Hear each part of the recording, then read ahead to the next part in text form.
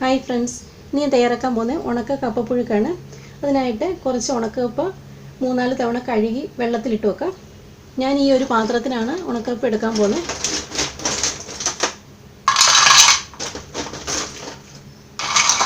ഇപ്പോൾ ഈ ഒരു പാത്രത്തിന് ഞാൻ കപ്പ എടുത്തിട്ടുണ്ട്. ഇതൊരു 3-4 തവണ കഴുകിയിട്ട് വെള്ളത്തിലിട്ട് വെക്കാം. ഒരു 5-6 മണിക്കൂർ കഴിയുമ്പോൾ കപ്പയൊക്കെ നന്നായിട്ട് കുതിർന്ന് വരുമ്പോൾ ഈ ഒരു പാത്രം കപ്പ കുതിർന്ന് വരുമ്പോൾ ഇതിന് 1.5 പാത്രത്തോളം ഉണ്ടാവും. അതിന് ശേഷം ഇത് ഒടിച്ചെടുക്കണം. ഇപ്പോൾ ഇത് നന്നായിട്ട് കഴുകി വെള്ളത്തിലിട്ട് വെക്കാം. ഇപ്പം കപ്പയൊക്കെ 3-4 തവണ നന്നായിട്ട് കഴുകി എടുത്തിട്ടുണ്ട്. ഇനി ഇതൊരു 5-6 മണിക്കൂർ കുതിരാൻ വേണ്ടി വെക്കാം. ഇപ്പം കപ്പയൊക്കെ വെള്ളത്തിലിട്ട് വെച്ചിട്ട് 4-5 മണിക്കൂറായിട്ടുണ്ട്. ഇനി ഇത് കൈ കൊണ്ട് ഒടിച്ചെടുക്കാം. ഇതുപോലെ ഓരോന്നെടുത്ത് ഇങ്ങനെ ഒടിച്ചെടുക്കാം. കൈ കൊണ്ട് ഒടിക്കാൻ പാടുള്ളവർക്ക് കത്തി ഉപയോഗിക്കാം. വളരെ ഈസി ആയിട്ട് നമുക്ക് ഇതുപോലെ ഒടിച്ചെടുക്കാൻ പറ്റും.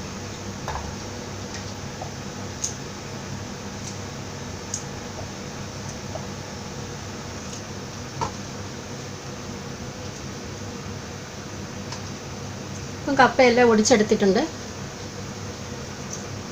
ഞാൻ ഈ ഒരു പാത്രത്തിന് നിറച്ചാണ് ഇട്ടിരുന്നത്. ഇപ്പം കുതിർന്ന് വന്നു കഴിഞ്ഞപ്പം ഇത്രയുണ്ട്. ഇനി ഇത് നന്നായിട്ടൊരു 3-4 തവണ വെള്ളമൊക്കെ തെളിഞ്ഞു വരുന്നവരെ നന്നായിട്ട് കഴുകിയെടുക്കാം. ഇപ്പം കപ്പയൊക്കെ നന്നായിട്ട് ഞാൻ കഴുകിയെടുത്തിട്ടുണ്ട്. ഇനി ഇത് അടുപ്പത്ത് വെക്കാം.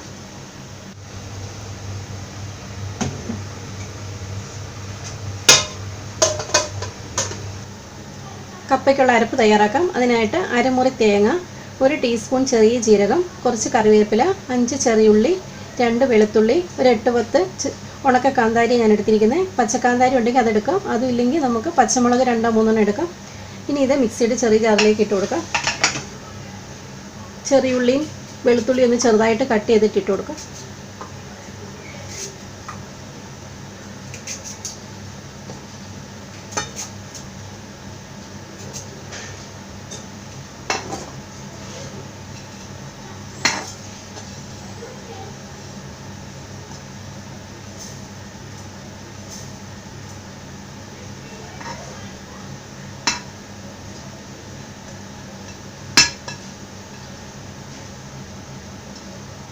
ഇനി ഇതിലേക്ക് 1 ടീസ്പൂൺ മഞ്ഞൾപ്പൊടി ഇട്ട് കൊടുക്കാം. ആവശ്യമുള്ള ഉപ്പ് ചേർത്ത് കൊടുക്കാം. ഇനി ഇതിലേക്ക് കുറച്ച് വെള്ളമോടെ ഒഴിച്ച് ഒന്ന് ഒതുക്കിയെടുക്കാം.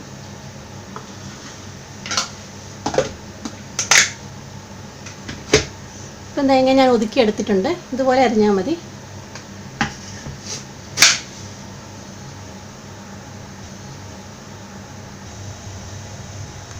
വേറൊരു പാത്രത്തിൽ കുറച്ച് വെള്ളം തിളപ്പിക്കാൻ വെക്കാം. കപ്പയ്ക്ക് ഒഴിച്ച് വെച്ചിരിക്കുന്ന ഈ വെള്ളം തിളച്ച് കഴിയുമ്പോൾ ഊറ്റിക്കളയണം. കപ്പയുടെ കട്ട് കളയാൻ വേണ്ടി ആദ്യത്തെ വെള്ളം ഊറ്റിക്കളഞ്ഞിട്ട് ഈ തിളച്ച വെള്ളം ഇതിലേക്ക് ഊറ്റി കൊടുക്കണം.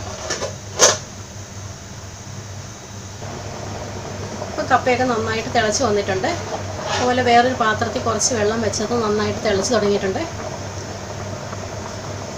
ഈ കപ്പയുടെ കട്ട് കളയാൻ വേണ്ടി ഈ ആദ്യത്തെ വെള്ളം ഊറ്റിക്കളയാം.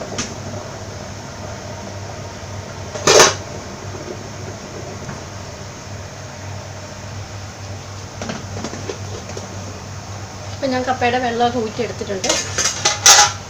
ഇനി ഇതിലേക്ക് തിളച്ചുകൊണ്ടിരിക്കുന്ന ഈ വെള്ളം ഊറ്റി കൊടുക്കാം.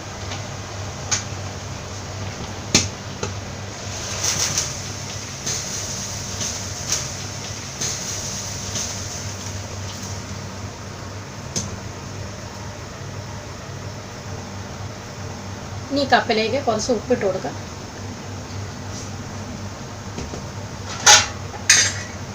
ഇത് അടച്ചു വെച്ച് നന്നായിട്ട് വേവിച്ചെടുക്കാം.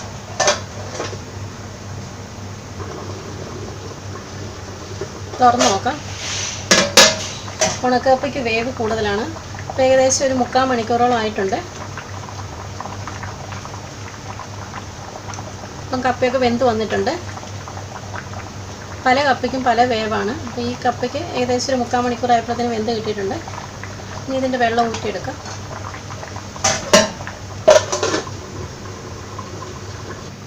ഇപ്പം കപ്പയൊക്കെ ഞാൻ ഊറ്റിയെടുത്തിട്ടുണ്ട്. ഇനി ഇതിലേക്ക് അരപ്പ് ചേർത്ത് കൊടുക്കാം.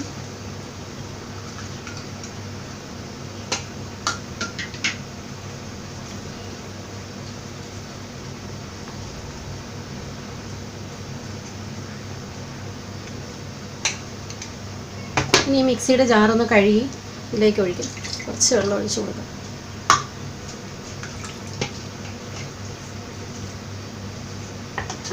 ഇത് നന്നായിട്ടൊന്ന് ഇളക്കിയെടുക്കാം.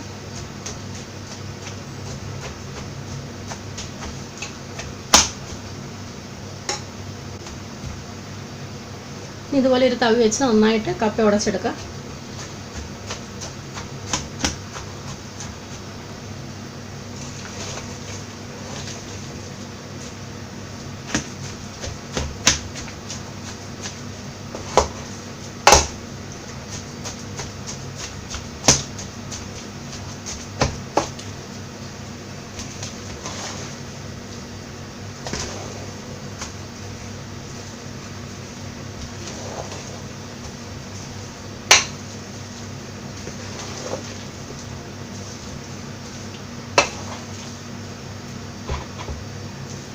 ഇപ്പം കപ്പയൊക്കെ ഞാൻ നന്നായിട്ട് കുഴച്ചെടുത്തിട്ടുണ്ട്.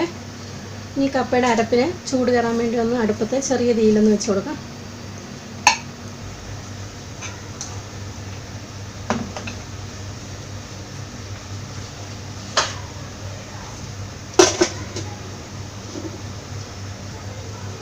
കപ്പയ്ക്ക് താളിച്ച് ചേർക്കാനായിട്ട് ഒരു ചെറിയ ഫ്രൈ പാൻ അടുപ്പത്ത് വെക്കാം.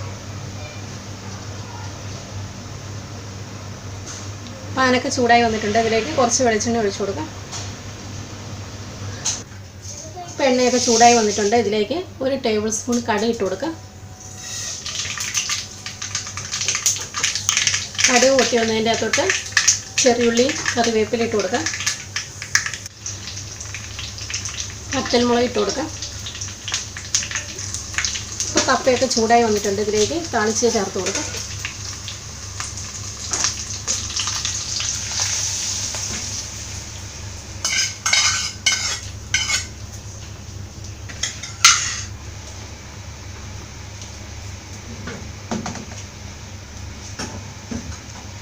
ഇതൊന്ന് ഇളക്കിയെടുക്കാം.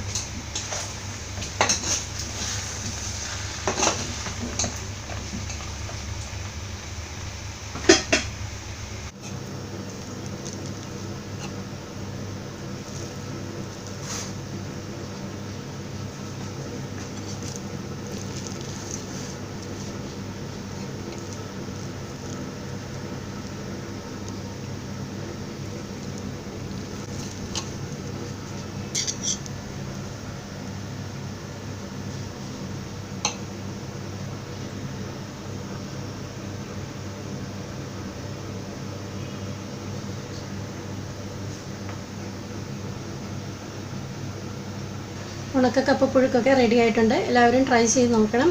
ഇനി പുതിയൊരു റെസിപ്പി ആയിട്ട് കാണാം. Thank you.